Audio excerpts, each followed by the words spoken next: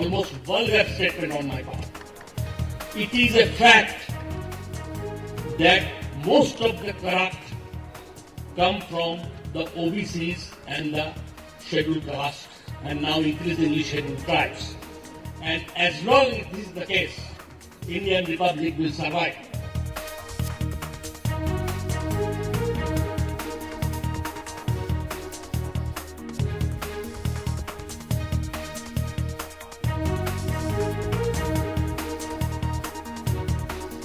I endorse the statement of Tarun Tejpal, editor of Tehelka, that corruption in India is an equalizing force.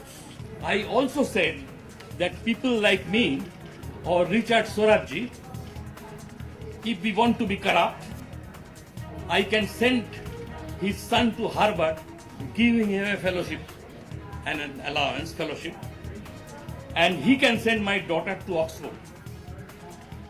No one will think it to be corruption. It will look like supporting talent. But when Dalits, tribals and OBCs are corrupt, it looks very corrupt indeed. I hope this will be the end of this matter. I am sorry if some have misunderstood me, though there was no reason to do so. If Ashish was a politician and he's making a political statement at a rally for a particular kind of reason, it would be a different issue. You can take a statement and because it's in a political context. When it's in a platform like this, in a literary platform or a platform for the intelligentsia where you're debating and discussing issues, then you need to look at it in the context of the argument. All right, so was Ashis Nandy's remark on corruption misunderstood by the media and by people who are politicizing it? That's what we're looking at on the Buck Stops here today, as we ask why artists and thinkers have become soft targets for politicians and an extreme form of political correctness. We also ask today whether there's a political doublespeak. Why is it that artists and writers are targeted but netas get away so easily with hate speech? Was Ashis Nandy guilty of a casteist comment, or is he a victim of a culture of intolerance?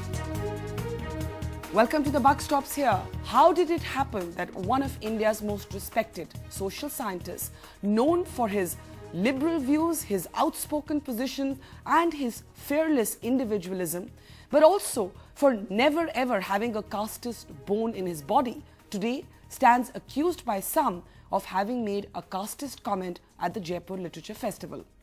Professor Ashis Nandy says that he was misunderstood, but what has happened with him as he faces potential arrest and in fact a non-bailable arrest warrant, and the chairman of the SC/ST Commission of India is calling for his arrest?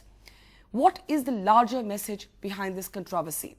Is it that Professor Nandy is guilty of having said something he should not have? Or is it that he has become a victim, like so many other people these days, of a culture of intolerance? To discuss some of this, we have with us here in the studio Professor Nandy himself. He'll also be taking questions from his friends, colleagues, critics and admirers as the program unfolds.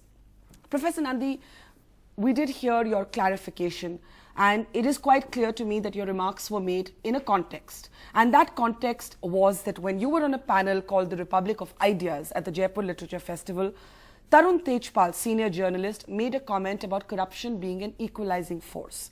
You agreed with this, but you also made another, some would say, contrarian point. And you said when the rich and the elite and the upper caste are corrupt, they're so sophisticated about it that nobody calls it corruption. But when people from other castes and communities, especially Dalits and backwards, are corrupt, that gets noticed. How did this remark land you in such a soup? Because of that statement that they were in a majority. Yes, you did say that. You did say that. I should have said seemingly in a majority. Yes. Because their corruption is more in news, perhaps. Now that you show me that thing, I am inclined to say that. But unfortunately, I have apologized in any case. So it shouldn't be seen as should be seen as a context. And in the even this particular presentation was aggressively pro-Dalit, pro-OBC, and pro-Adivasi. Unless and unless you tease out that one sentence and say you are factually wrong and you are, because this has not been empirically demonstrated.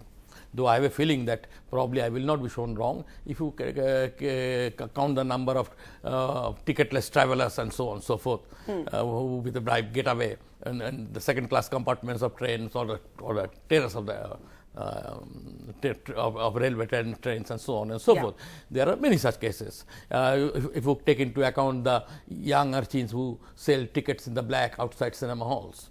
So, you were saying, you were trying to say... I have reasons to make that slip. It is not an accidental, probably not an accidental slip. It is a Freudian slip in the sense that perhaps not an accidental slip, but a Freudian slip. So you revealed what you subconsciously believe. That's right. And what you subconsciously because the smaller people are caught always. So, and what you subconsciously believe is one, that those on the margins of society are caught. But the comment that landed you in a controversy was your argument that most of the corruption cases, and you even prefaced it by saying, what I'm about to say may sound vulgar, but most of the corruption cases come from people who are Dalits or backwards. Now, a lot of your people who admire you otherwise are saying, Ashish da, how can you prove this statistically? Can you prove it statistically? Perhaps if I try, I might be able to prove this. I have not tried. It was a festival of ideas, and I didn't take it that seriously to give an empirical proof. But I can perhaps say that Madhukeshwar tells me that nearly 1 crore is collected, if I am not wrong, every month from Rediwalas and rickshawalas by the police illegally whenever they are vending their wares and so on and so forth. And I think if you count them, if you count that kind of corruption, it will be a very large number of small people who are caught in the net in corruption. Do you feel that the words that you chose to express a complex idea or an anecdotal observation of everything that you've studied were ill-chosen? Like, do you believe your idea was sound, but that the words were ill-chosen? Clear. No, I might have chosen wrongly words, but not the overall thrust. The overall thrust of that presentation itself was aggressively, not only simply, but aggressively pro-Dalit, pro-OBC and pro-Adivasi.